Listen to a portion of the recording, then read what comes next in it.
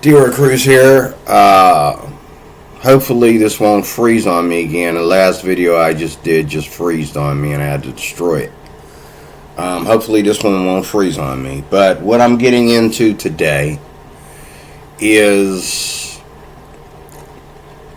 another video here of talking about respect for the ukulele and its authenticity. I'm going to attempt to show you some slides of some of the more authentic ukuleles out there. I'm going to attempt to show you a video that I just saw this afternoon with Kaylee, Hawaiian Music Supply, playing a soprano. Speaking of soprano, where's my soprano? Oh, there it is. There's my soprano right there. Why do I have so much light?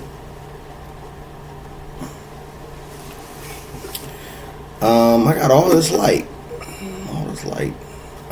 It's really glaring here.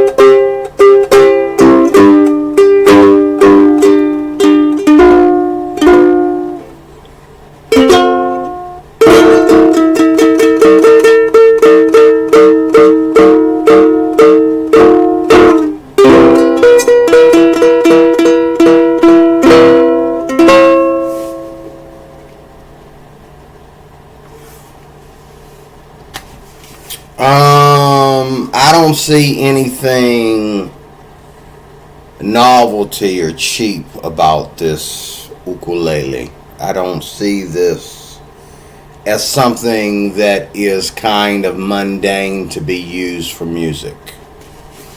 A real quick history from what I understand as an outsider looking in. I don't live in Hawaii. But first of all, the proper pronunciation of this is ukulele. Ukulele. Look it up. Look it up on Google. Say, what is the proper pronunciation? It is ukulele. K-O-O, lele. L-A-L-A. That's the proper pronunciation. Ukulele. It's spelled ukulele here in white America, or here in white Pennsylvania, white states, whatever. They call it ukulele, dude. It's ukulele. Ukulele. People laugh at me. Why you say it like that? Why you say it? I said, you got to say it with an accent and pronounce it correctly. It's ukulele. You got to calm your voice down and say ukulele. I am totally smitten by this instrument. I was watching a video by my man, how you pronounce his name? Aldrin,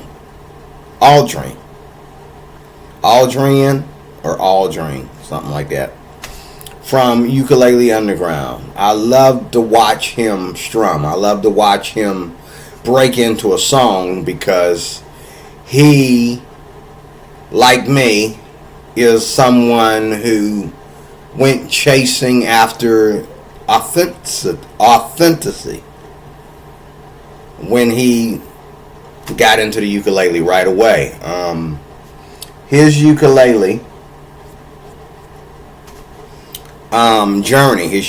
journey went from the guitar, just like me. Got my guitar right behind me back there. Went from the guitar to the ukulele. Now he plays and teaches the ukulele. He still plays guitar. That's not going to go away. Guitar players will always be guitar players. But he went to the ukulele. That's where he spends most of his time in teaching, and work is in the ukulele. I'm the same way. I love the ukulele. Every time somebody says, "Oh, dear, you play guitar? Oh, wow!" They think that's so amazing. How long have the guitar been around? How many guitar players we got out there? Way too many. When they say that, I always say, "Yeah, I also play the ukulele too." And they take the smile off their face, like, "Ew, you play the ukulele?" Yeah.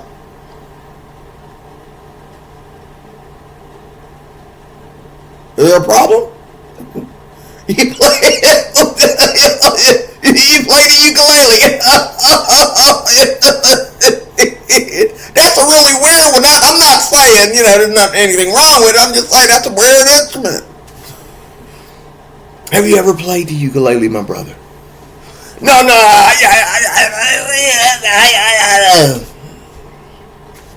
Let me tell you something. If you were to play the ukulele, you probably couldn't put it down. That's what I tell them. If you were to pick up a well-tuned ukulele and somebody showed you how to play 2 or 3 chords, you probably wouldn't be able to put it down. And they just look at me like,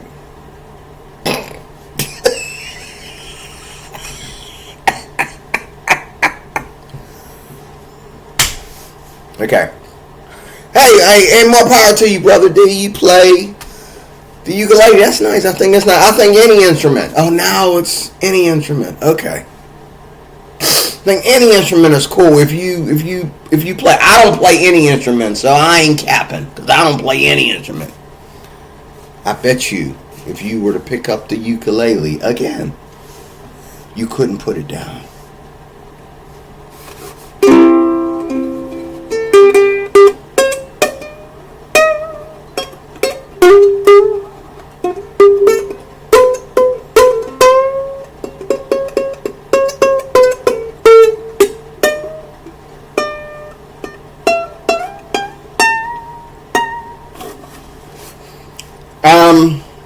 So here's a little brief history.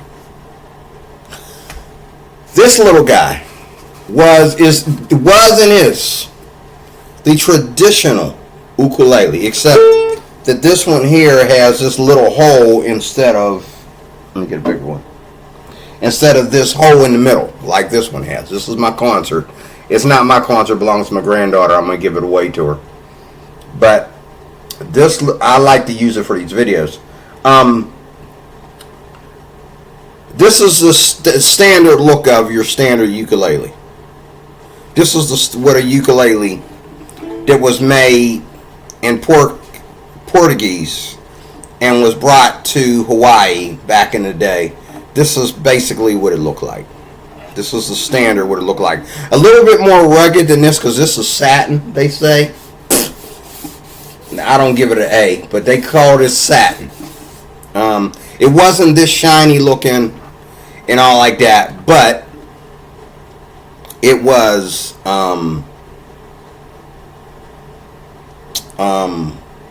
more rugged than this. And this is a concert. This was in this size.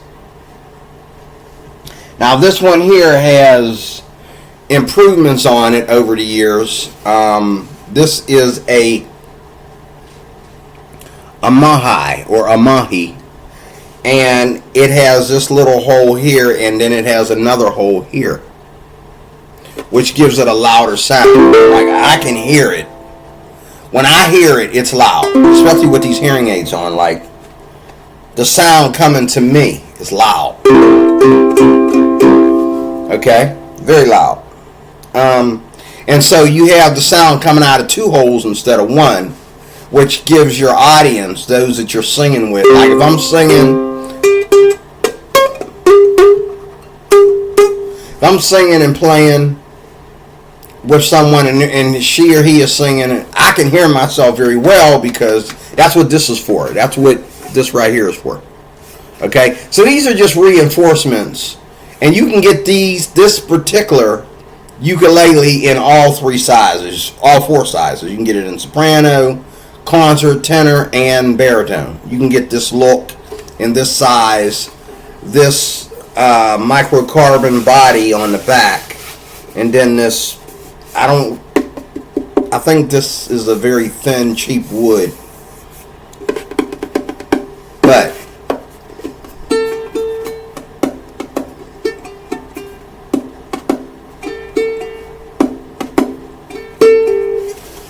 you can do all your nuances that you see people do in pop music on the ukulele.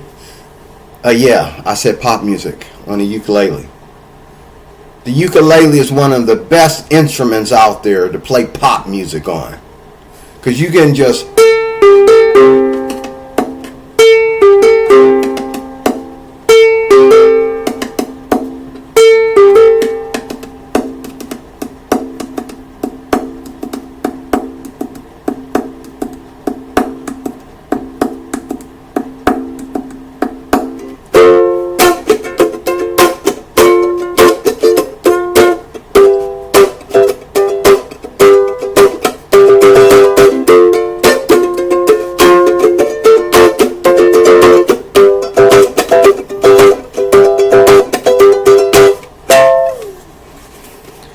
okay, so love it. But it all started with this little guy that looked like this guy, but smaller, okay?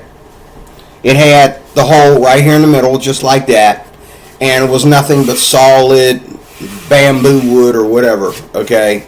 A very, very shredded, but now they travel the world to make, they go to all the way to Africa and go to some of the best lumber out there to get some of the most expensive ukuleles out there. And you're spending just as much money on ukuleles as you are on guitars. Electric guitars. Some people are spending thousands on their ukuleles because of the wood on them and what that wood does to the sound. And little things like this. Like, I got this ukulele for very inexpensive, I'll put it like that, and I got it locally. But they have more expensive versions of the same ukulele, and they have better woods and all that kind of stuff. This here I got because I looked at it and I says, you know what, I don't have a soprano at home. I need to get one because I've never had a soprano before. My first ukulele, which is in the shop, it's being fixed right now because the back is coming off the body. This one here has these like little pegs in it or screws in it. They're probably going to try to do something like that to my tenor to keep it from doing that again. And they're going to have to take this all the way off here in order to glue it. But I recommend that because and I hope they do that instead of trying to get me to buy another ukulele, because that is my first ukulele. That is a collector's item. And when I get the ukulele that I really want, when I create my sound the way I really want to make it sound, that ukulele there will be a collector's item. Now, and it will still be a playable collector's item because I will still play it. The tenor is my favorite, okay? But getting back to this, it all started with this size. Looks were different, but it started with this size. Then, as time went on, they went to this size, which this is the concert. This is my grandbaby's ukulele. And then later on they went to the baritone. And then later on after that, they went to getting into 6-string ukuleles, which we call the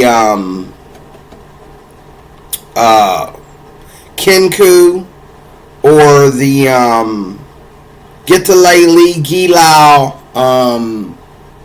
guitar lele. This is a ukulele. That's what this is. This is a ukulele.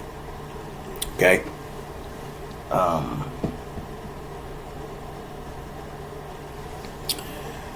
So the baritone is another one of my favorites, but my tenor is my number one. Baritone is one of my favorites. I don't think I sounds good for not being in tune. This has the deepest sound.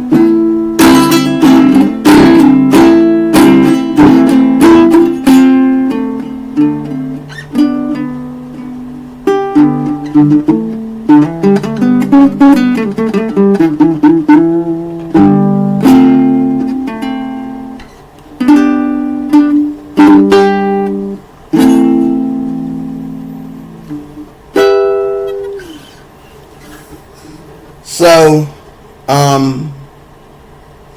love the baritone, but the real reason I did a video on it, the real reason why we have baritones and we have ukuleles, the real reason what these two instruments are for, a 6-string ukulele and a baritone, what they're really for, they sound good by themselves and you can play them by themselves, and most people do, but what they were really designed for is to accompaniment this. That's what they were made for. So again, it started with this. This is the tradition. This came, and then the tenor, and then the baritone, okay? Which is the largest and has the most deepest sound, and the tuning is different. Let's be very clear. If you go baritone, the tuning is different. And people kill me how they just want to mess with the tuning and all. Okay, you're not into the baritone ukulele then. You want to mess with the tuning and you want to do all kinds of... You're not into the baritone. Just stick with the tenor. You don't need to change this into a tenor tuning. Well, then again, I take that back. If you are a big dude, I'm not a big dude. I'm 5'3" and a half. Give me my half. You owe it to me to give me my half. I'm 5'3" and a half, and my fingers aren't the fattest. Okay.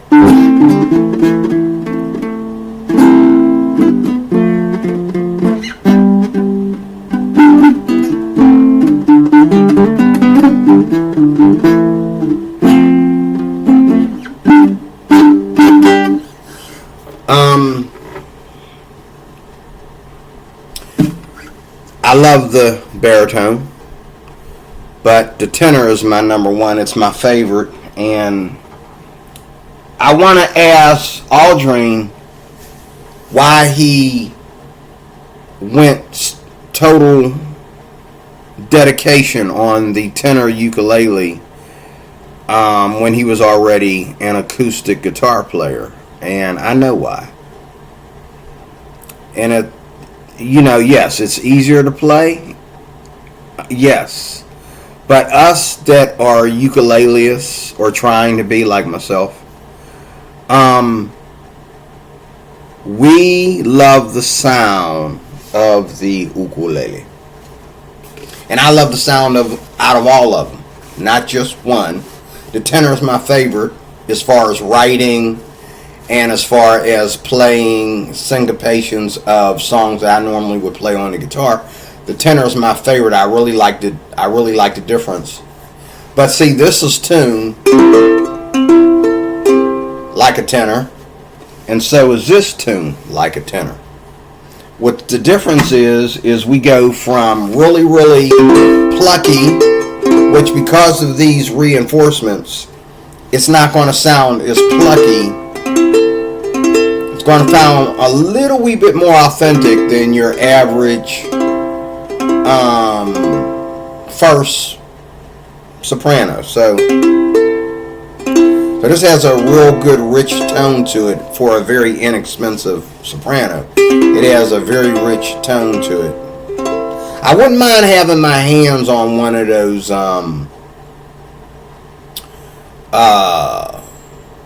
what do you call them? Martin sopranos. One of these days I'm going to be in a used ukulele shop or a flea market or something by accident, and I'm going to grab me a Martin soprano.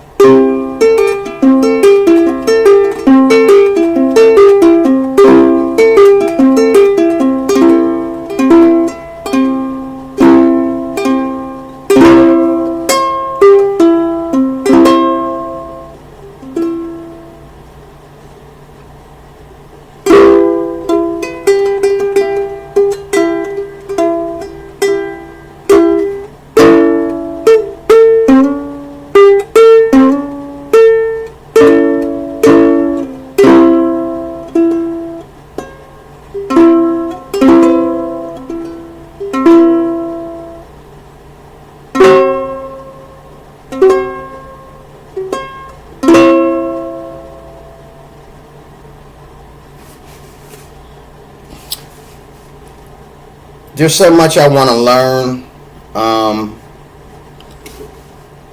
and before I got this here one, this is my youngest one. I've only had this for less than a year.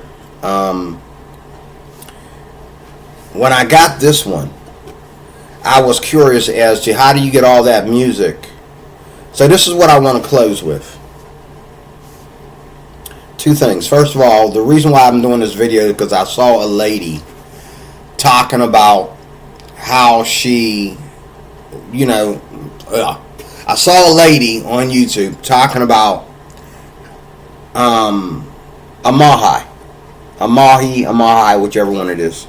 Okay, and she was saying that we have these mahi ukuleles, and then she pulled out a concert and she says, we have ukuleles for smaller hands, and we have ukuleles for beginners. Wrong. If you go back in time, I watched both episodes, I think it's 2 episodes, of The Mighty Uke by Jim Beloff. The Mighty Uke. Get that video.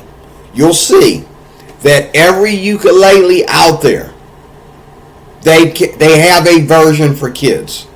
Like this version is like a family version. This is not just for kids.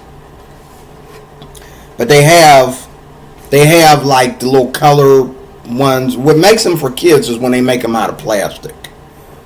And sometimes they make even this part smaller. As you can see, if you put these two ukuleles together, you can see that the fingerboard is almost alike, only one shorter than the other. But the finger space is around the same.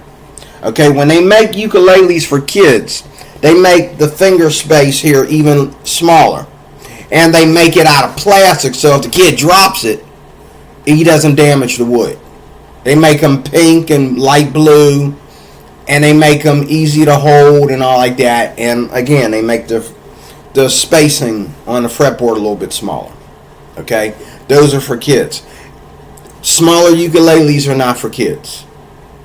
The ukulele itself is not for kids. Also, in this video, Aldrin also said that if you want to learn the ukulele, you want to learn the ukulele. If you want to learn the guitar, you want to learn the guitar. He said, like I said in a few videos back, don't go to the guitar. Don't go to the ukulele first to learn how to play guitar. One has 6 strings. One has 4 strings. He even said, don't even go to the guitarlele if you want to learn how to play guitar. He's a guitar player. He teaches guitar as well. He said, if you want to learn how to play the guitar, don't go to this.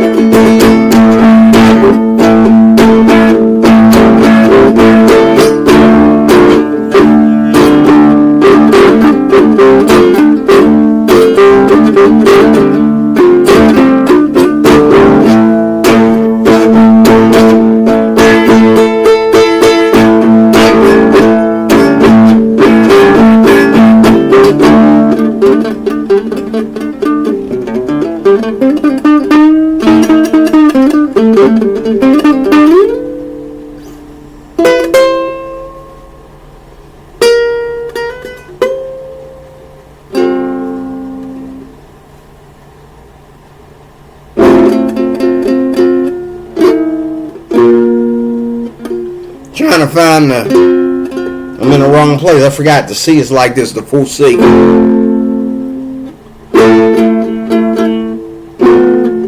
Now I done forgot where the 7th is. I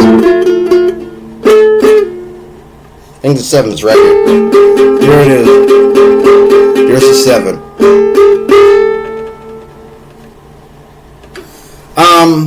I like this. I love this instrument too. I can play stuff on here that I play guitar, but again, this is part of the ukulele family. It's a ukulele with 2 additional strings, is what it is. It's a 6-string ukulele. It is a kenku or a guitalele or guitar lele. This is, if you can see inside there, this is called the G1, the GL1 by Yamaha. And it's pronounced, if you can see it in there, it's pronounced guitalele. Okay? I just got done tuning this yesterday.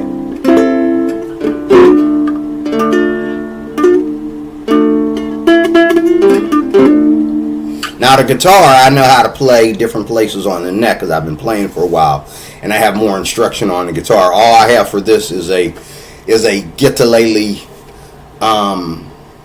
Bible. They call it a chord Bible. I have one of those, which is very, very helpful. It shows you how to play chords up and down the neck. It shows you how to, it doesn't really show you that much on inversion, but it shows you, But, again, Aldrin said, do not use this to learn how to play guitar, and don't use guitar to learn how to play this, or vice versa, ukulele. He says whatever instrument you want to learn how to play is its own authentic instrument. Learn that instrument. You want a, because this is a different tuning. When you go to the guitar, you're going to be playing bigger strings or heavier strings or thinner strings, however that goes, longer strings. You're going to be playing bigger spacings, and you're going to be playing a different tuning. And you're going to be playing a bigger body overall. It's not the same, and you're not going to just transition from here to that. Don't do it. It's a bad idea. And all these people that are teaching that, you have not really spent that much time playing the ukulele or playing the guitalele or playing the guitar. You just have not spent that much time. When you say that, you're not going to teach your kids that way. Why are you trying to make money on teaching other people's kids to go that route? Like, that's wrong. They have ukuleles for children in their little fingers. They have junior-sized guitars for those that are wanting to play the 6-string guitar. They have junior-sized guitar. I had one. They have treble guitars. They have treble ukuleles. Now this could be a treble ukulele compared to this or a tenor, but it is not a novelty instrument. It is not a toy. It is not, every ukulele is not for kids. They have ukuleles for kids. I don't have here in this apartment any ukuleles for kids. None. Okay? This is an adult ukulele, this soprano. This is an adult ukulele. My tenor is an adult ukulele. Okay? I even went to the music store one time and I picked up a ukulele and the guy says, "We have ukuleles for kids." I says, "That's not a child's ukulele." He says, "How you?" "Yes, it is." I says, "No, it's not. That's not a child's ukulele. I can look at the body. It's not a child's ukulele." "Would you let me drop that?" "Okay. It's not a child's ukulele." Okay? I just hate the disrespect that the ukulele gets by guitar players getting into the ukulele and people of other instruments getting into the ukulele, and they just talk about the ukulele like, if you're ever on the more immature, lower ghetto side of your brain, you might want to get into the ukulele. No, that's not what it's about. The ukulele takes just as much training and teaching and understanding of music theory and all like that as much as the guitar does. Okay. Lastly, what was the other thing that I was going to say? I talked about the woman, and I think I said everything. Audrey, I think I covered it all.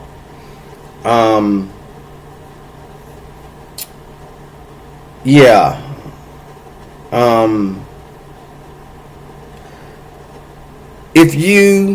There's a fine line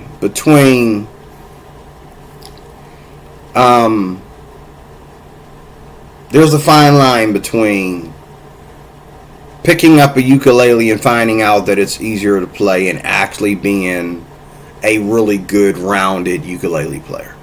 There's a big difference. And guitar players make some of the best ukulele players. Okay, real quickly. And guitar players make some of the best ukulele players. Now, I will say, in that aspect, that's what I want to say. In that aspect, yes. If you are already, and Aldrin said this too, if you are already a guitar player and you transition from guitar to this, okay, oh yes, you're going to be good because this takes the same kind of chords, or just different names and in different keys, but it takes the same kind of chords and licks and fill-ins and all that stuff that you do on the guitar. That's the other aspect of it. Okay? If you play something like a tenor guitar, which only has 4 strings, and you go to a baritone, yes, even though the tuning's different, you are going to do very well, very quickly. You're going to advance very quickly on the baritone, because actually the tenor guitar is a little bit more difficult to play than the baritone. A lot of people have left the tenor guitar and went to the baritone because of the nylon strings, and because the baritone is just easier to play. The regular linear chords, okay, instead of that mandolin tuning, okay, they like the baritone better, okay. But as far as the 4-string ukulele, there's unless you're talking about a mandolin. Now, I've seen people who play mandolin go to the 4-string,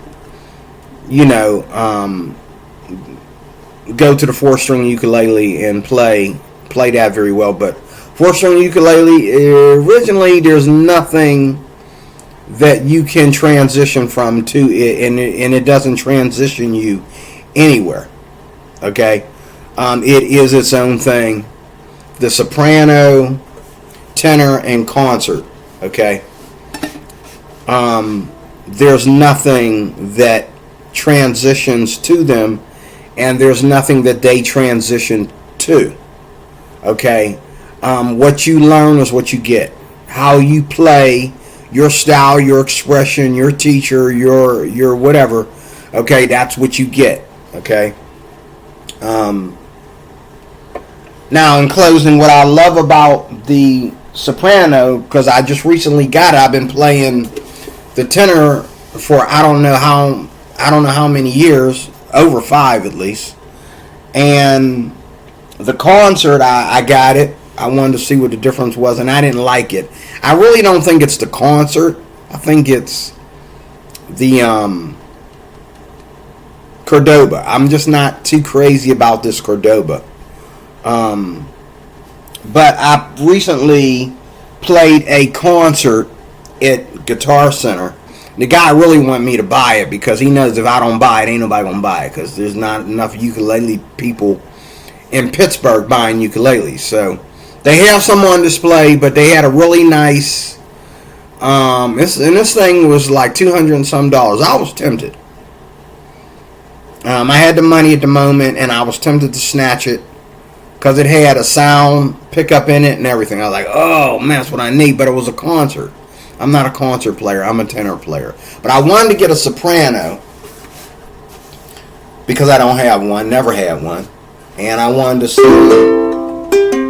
And when I saw it had this and this, I said, I gotta check it out. I should get it for one of my grandkids, but that looks like an adult soprano. So,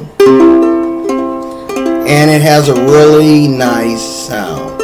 And with my hearing aids on and the sound coming up through here, I can hear exactly.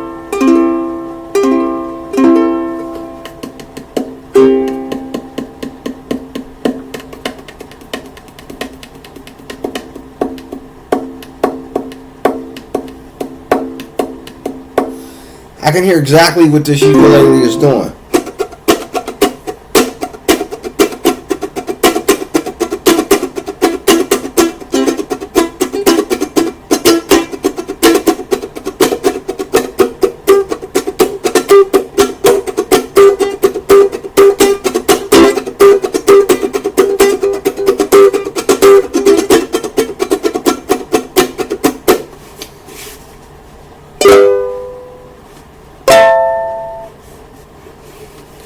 Alright, I'm done. I'm done with y'all.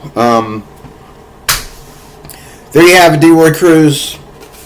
Soprano, ukulele, tenor, baritone. And I'm also going to do some slides. Add them to this. I want to show you